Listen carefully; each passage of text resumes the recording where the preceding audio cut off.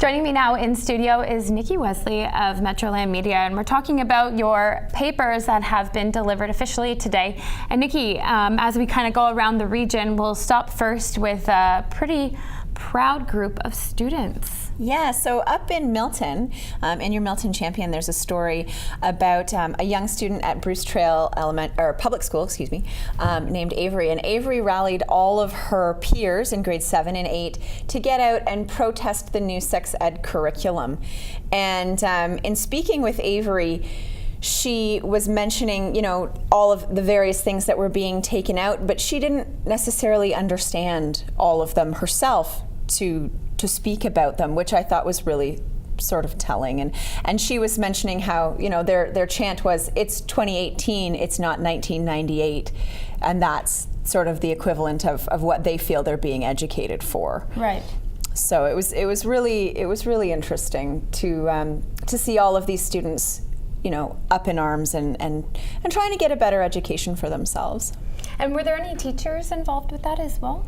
So no, the teachers weren't involved with the protest. It was strictly a student walkout. The teachers did go outside because it is an elementary school to make sure that the students were safe and everything, but they weren't involved in the actual protest. It was a student-driven protest. It was really interesting. Wow.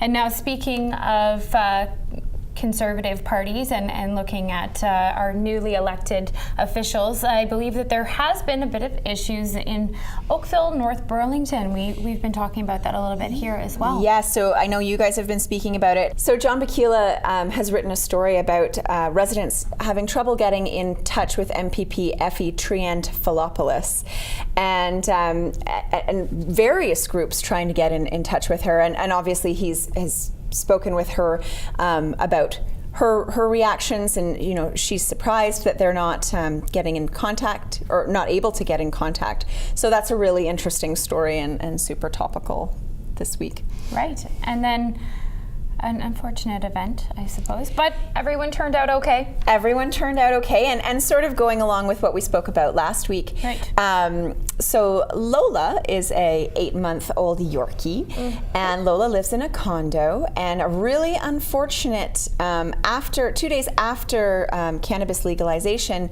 it would appear that poor Lola ate the remainder of a marijuana cigarette that had been tossed out of somebody's condo and had landed on Lola's balcony. So Lola ate it and started having the shakes and seizures and passed out. And so the message here is, it may be legal, but it's really important to make sure that you're still, putting your half-smoked joints away, right, and making sure that pets and children are not able to get at them. Right. We're used to seeing cigarette butts along the sidewalk. Not that that's acceptable, but clearly in this situation a much more detrimental effect to right, to a small dog who had to be medicated and had to go to the vet. So poor little guy. So now that it's legal, we need to make sure that we're doing our due diligence and making sure it doesn't fall into the wrong hands or mouths. Yes. In this situation. All right, well, for all those viewers out there, you can pick up your papers officially today. And for more information or to read other articles from other parts of the region, you can head to their website, InsideHalton.com, as well. Follow them on Facebook and on Instagram.